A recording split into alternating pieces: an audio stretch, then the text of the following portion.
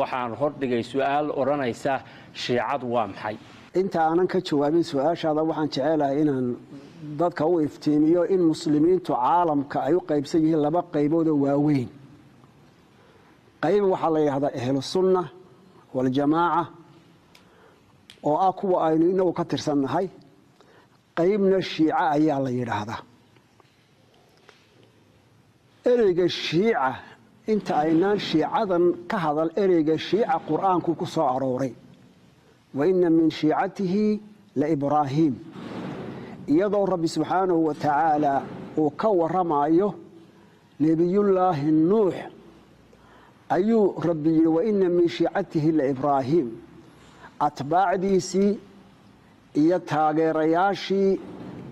nebi nuux waxaa ka mida nebiyullaahi ibraahiim markaa ereyga shiico waa taageere taariikhda islaamka markaynu u soo gondadegno ereyga shiica wuxuu soo baxoo la isticmaalay markii khaliifkii afraad ee cali binu abidaalib la doortay ayaa muslimiinta dhexdooda muran baa ka dhacay cali binu abidaalib oo amiirkii ahaa waxaa ayidi waaye amba ka hor yimid saxaabigii weynaa ee mucaawiya binu abi sufyaan oo reer shaam hogaamiye uu ahaa fadhigiisuna uu ahaa magaalada dimashq iska horimaatinkii ay iska hor yimaadeen taageerayaashii cali binu abidaalib iyo taageerayaashii mucaawiya binu abi sufyaan ayaa lagu magacaabay cali binu abidaalib taageerayaashiisii shiicatu cali markaa xilligaas shiicadu taageerayaal magacaasunbay qaadatay madhab gooniya oo sida markii dambe oo u qormay ee uu caqiido gooniya u yeeshay uu taariikh gooniya u yeeshay ma ahayne ereygu bilowgiisa wuxuu ahaa taageerayaashii cali binu abidaalib markaasaa le shiicatu cali muddo dheer kadib oo taariikhda gashay islaamka ayay shiicadu waxay shiicadu noqotay dad iyo firqad iyo koox muslimiinta ka mid ah oo aragti mideeya leh iyo fikir u gaara oo ay ahlu sunnaha kaga soocan yihiin bal haddaa sunni iyo shiico farqiga u dhaxeeya haddaad isdul taagto waxaan jecelahay 4 arrimood oo waaweyn inaan tilmaamo khilaafka u dhaxeeyana 4taa arrimood oo si kooban aynu u sheegi doono ayuu khilaafku saldhig u ah waxaa laga yaabaa mid kasta in wax ka farcamaan amba ay wax ka baxaan laakiin 4 arrimood oo lababa ay dhinac isu raacsan yihiin ayaa saldhig u ah khilaafka u dhaxeeya sunniga iyo shiicada arrinta koowaad waa arrinta imaamnimada ama khaliifnimada arrintani waxay leedahay markii rasuulku uu rabbigii la kulmay ee uu wafaaday miyay jirtaa cid uu u dardaarmay oo rasuulku uu talada muslimiinta kaga tegey oo uu leeyahay ciddaasaa hoggaan idiin noqonaysa halkaas muranku ka bilaabmay markii ugu horraysay dadka muslimiinta ah ee sunniga ah waxay aaminsan yihiin in cid loo dardaarmay aanay jirin ee muslimiintu markii rasuulku uu wafaaday cidday hormoodkooda iyo mudankooda u arkayeen oo abubakar inay doorteen halka shiicadu ay ka aaminsan tahay in uu jiro dardaaran rasuulku uu ka tegey oo u dardaarmay cali binu abidaalib inuu noqdo amiirka mu'miniinta marka khaliifada iyo imaamnimada waa muranka koowaad ehlu sunnaha hoggaankoodii wuxuu ahaa bacda rasuulilaahi abubakar wuxuu ahaa cumar wuxuu ahaa cusmaan wuxuu ahaa cali binu abidaalib wuxuu ahaa kadibna mucaawiya binu abi sufyaan iyo intii ka dambaysay nimanka shiicada ah waxay leeyihiin a'immo iyagoo ay caleema saareen oo ay leeyihiin waa hoggaankii sharciga ahaa muslimiintu ay lahaayeen bacda rasuulillaahi sala allahu calayhi wasalam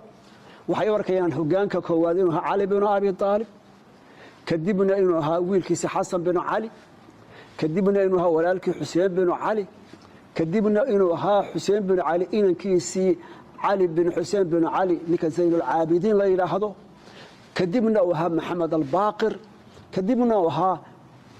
jacfar asaariq marka muranka koowaad ee u dhaxeeya sunniga iyo shiicadu waa ka qodobka labaad ee muranka iyo khilaafka u dhaxeeya sunniga iyo shiicadu waxa weeye waa waxa cismada la yidhaahdo waynu sheegi doonaa cismadu waxa weeye dadka alla subxaana wa tacaala abuuray yaa macsuuma oo aan dembi lahayn oo aan qalad gelin muslimiinta sunniga ah waxay arkayaan cidda keliya ee dembi macsuum ka ah inay yihiin ambiyadii ilaahay subxaanahu wa tacaala uu soo diray oo uu u dembeeyey nebiyullaahi moxamed calayhi salaatu wasalaam maa kaana muxamadun abaa axadin min rijaalikum walaakin rasuula allaahi wa khaatama nebiyiin marka waxay arkayaan cid aan ambiyada ahayni inaanay macsuum ahayn oo aanay dembi ka dhowrsanayn fikirkaa fikir ka gedisan bay shiicadu qabaan waxay leeyihiin waxaa macsuuma kow ambiyada waxaa macsuuma laba a'immada ama imaamyada marka in imaam uu jiro oo imaamka la rumeeyo waa arrin caqiidiya agtooda haddaad imaamka rumayn weydo oo imaamka aanad rumaysnayn in caqiidadaadu ay wax ka khaldan yihiin adigoo malaa'igta beeniyo kale iyaga ula mid tahay marka a'immada waxay ka aaminsan yihiin inay yihiin dad alla doortay oo ambiyadana ka hooseeya dadka caadiga ana ka sarreeya marka kaasina waa khilaafka labaadoo tafsiir dheer buu u baahan yahay laakiin guud ahaan halkaasuu ku salaysan yahay qodobka saddexaad waa afar qodob qodobka saddexaad u dhaxeeya waxa weeye waa mowqifunaa waa mowqifuhum min asaxaaba asxaabta halkeen ka taagannahay maxaan ka aaminsannahay asxaabta iyagu si asxaabtii rasuulka ilaahay maxay ka aaminsan yihiin innagu haddaynu nahay dad muslimiin oo sunni ah asxaabta rasuulka waxaynu ka aaminsannahay dad wanaagsan oo bila'aadmiya oo gefi kara laakiin cuduul waxaa loo jeedaa dad diintoodu ay wada wanaagsan tahay ayay ahaayeen sidaa awgeed marka axaadiista la warinaayo marka saxaabiga la gaadho saxaabiga xaalkiisa lama baarbaadhaba muxuu ahaayo ma fatashaan ehlu sunnuhu saxaabi bay odhanayaan marka mar hadduu saxaabi noqdo ehlu sunnuhu madaxay ku qaadayaan waxba kama hadlaan dhammaantood waa wada cuduul nimanka shiicada la yidhaahdo saxaabadii sunniga agtiisa wada cuduusha ahayd waxay yidhaahdeen waxay saxaabadu lahaayeen qaar cuduulahu wanaagsan iyo qaar faasiqiina iyo qaar munaafiqiina halkaasi waxa weeye faariqa saddexaadoo saxaabada halka la iska taagay ee sunniguna uu ka taagaya shiicaduna uu ka taagantahayna waa sidaas qodobka afraad bedir waxa weeyaan masaadiru tashriic halkee diinta laga qaadanaya labada qodob ee koowaad ee islaamka diinta laga qaato waa qur'aanka kariimka ah iyo sunnaha rasuulka calayhi salaatu wasalaam waynu isku waafaqsanay innagiyo shiicadu in qur-aanka laga qaadanayo axkaamta shiicada muctabarka ah in sunnaha laga qaadanayo waynu isku waafaqsannahay laakiin waxaynaan isku waafaqsanayn waxaa culimmadu yidhaha tawsiiq asaxaaba sidee qofkan xadiiska laga qaadanayo yuu yahay sunnigu qof kasta oo saxaabada ka mid ah xadiiska uu rasuulka ilaahay ka wariyey ee run ah ee uu wariyey ee dariiqa markay tadwiinka lagu jiray sida saxaa loo baadhay qof kasta oo saxaabiya xadiiska uu wariyey ayay qaadanayaan dadka muslimiinta ee sunniga halka shiicadu dadka xadiiska wariyey dad kooban ay ka qaadanayaan tusaale ahaan saddexda khaliif ee ka horeeyey cali binu abi daalib hadduu yahay abubakar iyo hadduu yahay cumar iyo hadduu yahay cusmaan oo ah muslimiinta kuwa ugu khayr badan xadiis uu wariyey maba qaadanayaan haddaad tidhi caashaa warisay ma qaadanayaan waxay odhanaya caashi sharcigii bay ka hor timid sharcigii ayay ka hor timid marka qodobkaasina waxa weeyaan war xadiiska yaa laga qaadanaya yaa kalsooniya oo saxaabadii ah oo xadiiska laga qaadanaya qof kastoo saxaabiya in laga rag iyo dumar muslimiintu xataa kuwii addoonta ahaa muslimiinta laga qaadanaya laakiin iyaga agtooda muslimiinta dad kooban oo iyaga u calaamadsan oo inay sax ahaayeen oo kuwa ay u arkeen inay cuduul yihiina ayuunbay xadiiska ka qaataan haddii axaadiistii rasuulka laga wariyey hadday saxaabada intii ugu badnayd waxba ka qaadan waayeen dee wax weyn baa meesha ka soo baxaya maxaa yeelay axaadiistani waa kuwa axkaamta laga qaato waa kuwa caqiidada laga qaato waa kuwa akhlaaqda laga qaato ee ku ladhan ama fasiraya qur'aanka kariimka ah aasaasiyaadka afarta ah ee aynu sheegnay ayaa ah khilaafka ugu weyn wixii kale intaanay ka farcamayaan ta koowaad wuxuu ahaa khulafada halkay yaa siday u imanayaan ta labaad waa yaa macsuuma ta saddexaad saxaabada halkee la iska taagaya maxaa laga aaminaya asxaabtii rasuulka ka dambana waxa weeyaan xadiiska yaa laga qaadanayaa afartaas qodob oo aasaasiya ayaa ah khilaafka ugu weyn ee dhex yaalla amba u dhaxeeya muslimiinta sunniga ah iyo muslimka shiicada ah shiicada laftoodu qayba ma u kala baxdaayoo qayba ma kala leedahay haa shiicadu qaybay leedahay waxay leedahay qaybo aan islaamnimada weligood laga saarin iyo qaybo aan islaamnimada waxba ka ogeyn amba islaamka aan ku tirsanayn qaybta koowaad ee shiicada uguna badan waa nimanka imaamiyiinta la yidhaahdo jacfariyiinna waa la isnata cashariyana waa la yidhaahdaa waa nimanka ugu badan waa nimanka eeraan xukuma iyo eeraan waa nimanka xisbullaha ee libnaan ay ka tirsan yihiin iyo meelo kale waxaa lagu qiyaasaa ilaa caalamka islaamka inay shiicada imaamiyiintu ilaa 150 malyuun ilaa 200 malyuun inta ka dhexele amba u dhaxaysa inay yihiin baa lagu qiimeeya marka haddana muslimiinta minority ka yihiin maxaa yeelay dee dalka Pakistan oo kaliya ayaa 250 malyuun muslimiinta marka qaybtaasi imaamiyiin baa la yiraahdaa qaladaadka ay leeyihiin ka sokow haddana islaamka lagama saaro oo islaamka ayay ku tirsan yihiin imaamiyiin baa la yiraahdaa qaybta labaad ee ka mid ah shiicadu waa nimanka saydiyiinta la yiraahdo waa nimanka Yemen jooga qoladina warbaahintu xuutiyiinta tiraahdaan ansaarullah la yiraahdo taariikhan saydiyiin baa la yiraahdaa waxay ku abtirsadaan oo ay taageertay Zayd bin Ali bin Hussein bin Abi bin Ali Zayd ninka Zaynul Aabidiin la yiraahdo ayay wiilashiisii iyagu mid taageereen oo ah ninka la yiraahdo Zayd bin Ali sida uga saydiyiin baa la yiraahdaa halka qolada kale ay Maxamed al-Baaqir ay caleema saareen nimankaas la yaa saydiyiintu waa kuwa ugu dhow marka caqiida ahaan la eego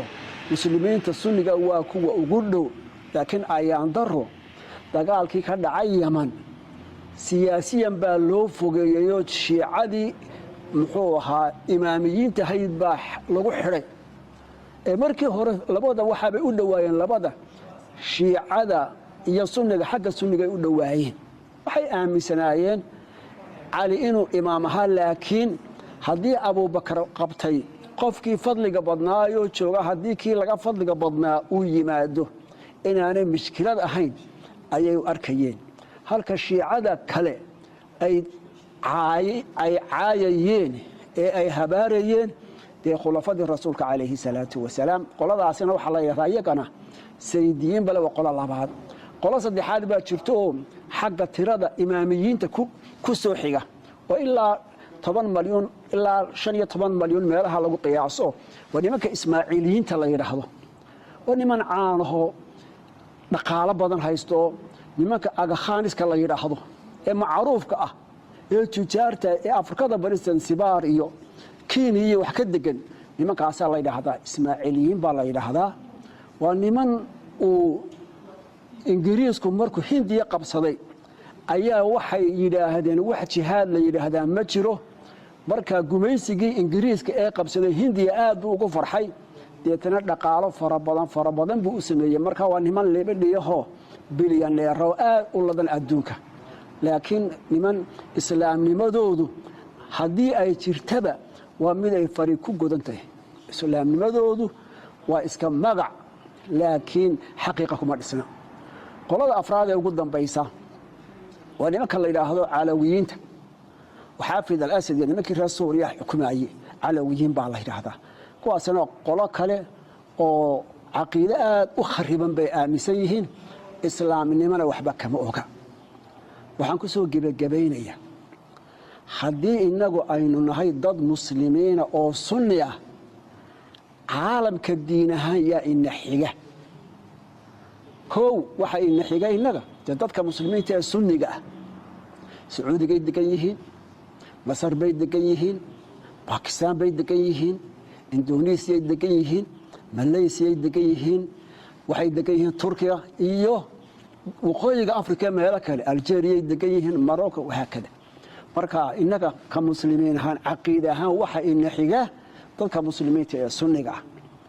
waxa ku soo xigo ina xiga dadka muslimiinta aynu qaladka u tirinayno ee bidcada aynu u tirinayno amba xagga caqiidada bidcadaasi ha ahaato amba xagga cibaadada ha ahaatee gaar ahaan shiicada aan islaamka laga saarin kuwaas ay naxiga marka kuwa laga tago inaga diinaha waxay naxiga ee kitaabka yahuudiya nasaara kadibna bini'aadmiga kale ee gaalada ah ee aan muslimna ahayn kitaabina ahayn kuwaas ay naxigo iyagana waxaynu halaal ku nahay bani aadamnimada bay naga dhaxaysa marka nimanka shiicada leh taariikhdooda oo kooban waa sida khilaafka iyaga iyo muslimiin u dhaxayaan waa sida qaybahooduna waa sida waxa laga maarmaana bini'aadmiga qof waliba inta uu yahay in aan waxba lagu dilo oo aan la dulmiyin wax aanu ahayna waa inaan la saarin meel uu martabad u leeyahay waa inaan laga ridin meel aanu gaadhina waa inaan la saarin وإلهي سبحانه وتعالى ولا يجرمنكم شنآن قوم على أن لا تعدلوا وحي إلهي سبحانه وتعالى أوليه دول أدعر أقبتان يانا إذا كحن بارن إنا إذا نعد على الفريق شيعة السنة وين عبيهين وعارون وين عبيهين ليجي آل بيت كيو هايستان وين عبيهين لكن وحا كسن عب مسلم وحا كسن عب يهود كسن عب انت شيعة السنة عبيهين انت يهود السنة نعبتها كبضا إلهي سبحانه وتعالى كورهين لتجدن أشد الناس عداوة للذين آمنوا اليهود والذين أشركوا إلهي سبحانه وتعالى وحجره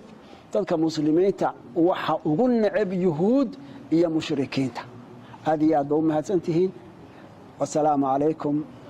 ورحمة الله وبركاته